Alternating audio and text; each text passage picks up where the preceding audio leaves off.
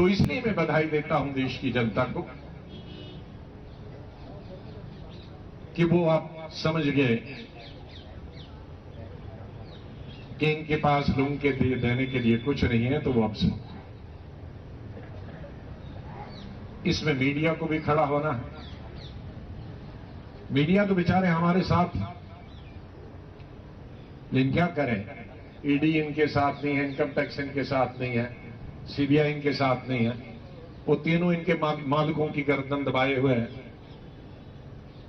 ये क्या करें बेचारे, ये भी हमारी तरह मजलूम है, जैसे हम मजलूम हैं ये भी मजलूम।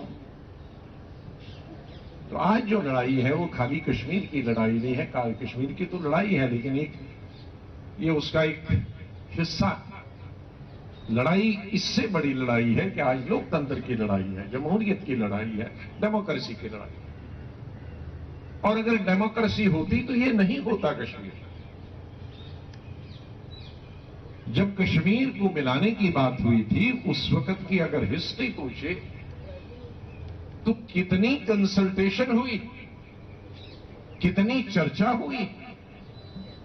एक साल नहीं, कई महीनों और सालों तक उसमें चर्चा हुई। आर्टिकल 370 पर कितनी चर्चा हुई, अंबेडकर नेहरू के बीच में और सरदार पटेल और दूसरे जो उस वक्त कॉन्स्टिट्यूएंट असेंबली के मेंबर्स हैं उनके बीच में। लेकिन आज चोर दरवाजे से कोई भी कानून जब बिल लाना होता है, वो लोकसभा में हो या राज्यसभा में हो,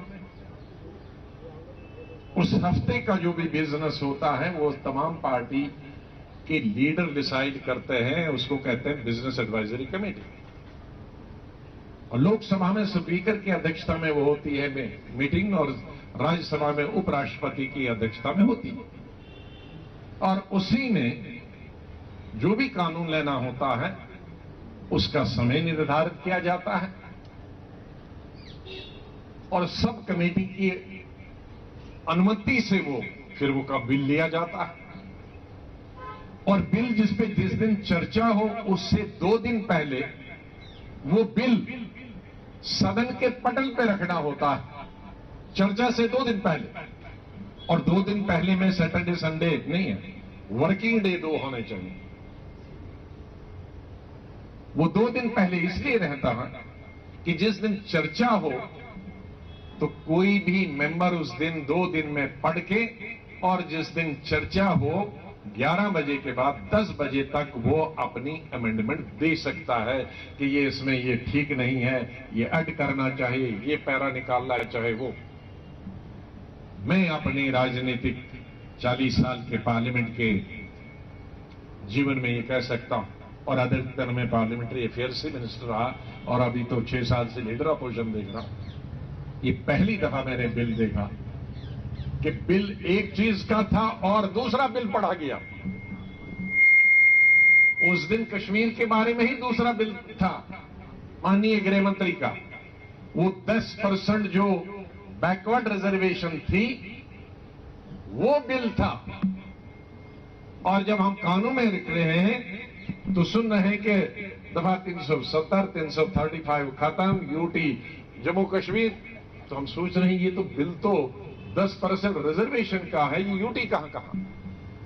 तो ये हिंदुस्तान के 70 साल के इतिहास में ये हुआ है कि बिल चर्चा करने के लिए एक है और दूसरा बिल पर भाषण हो रहा है, और भाषण करने के बाद बिल को पटल में रखा जाता है। अंधेर गर्दी की भी हद होती है, डिक्टेटरशिप की भी कोई, और डिक्टेटरशिप पार्लियामेंट के अंदर चले। जो मंदिर है लोकतंत्र का, उसी मंदिर के अंदर डिक्टेटरशिप।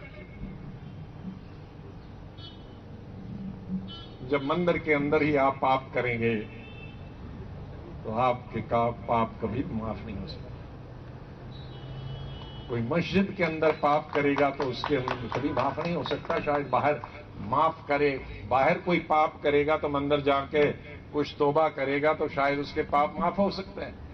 बाहर कोई पाप गलत करेगा तो मस्जिद में जाएगा गिरजा गुरुद्वारे में जाएगा तो शायद ऊपर वाला माफ करेगा, लेकिन आप उसी में पाप करो तो क्या तो माफ कौन करेगा? आप उसी में जो लोकतंत्र का मंदिर है उसमें आप डेमोक्रेसी के नाम पर डिक्टेटरशिप का के जरिए पार्लियामेंट चला रहे हैं अपनी मेजॉरिटी के बलबूते। तो इसलिए लड़ाई ये अब 370, 35A और यूटी की नहीं रही, ये बहुत बड़ी लड़ाई। आज कश्मीर हुआ, कल कोई दूसरा प्रांत हो। उसका मतलब है कि जहां भी बीजेपी की सरकार नहीं होगी तो वहां कुछ न कुछ तो होना ही है। इसलिए देशवासी, मैं देश के सभी लोगों से ये कहना चाहता हूं कि वो जरा होशियार रहें। आज एक की बारी है, कल दूसरे की बारी है। ये जब हमारी एक मिसाल है कश्मीर में, शायद हिंदी उर्दू में भी हो सकती, ये जो शेर है उसको जब पहले वो ले जाता है, छोटा मुर्गा ले जाता है, उसके बाद और कोई जानवर ले जाता है, घोड़ा ले जाता है, बकरी ले जाता है, फिर वह आदमी को खाने लगता है, फिर उसको कहते हैं आदमखोर। ये वही चल रहा है। अभी छोटी स्टेज से शुरू किया, आहिस्ता आहिस्ता फिर ये आदमखोर बन जाएगा जब आदत है। तो इससे पहले आदमखोर बन जाए तो लोगों को जाना चाहिए।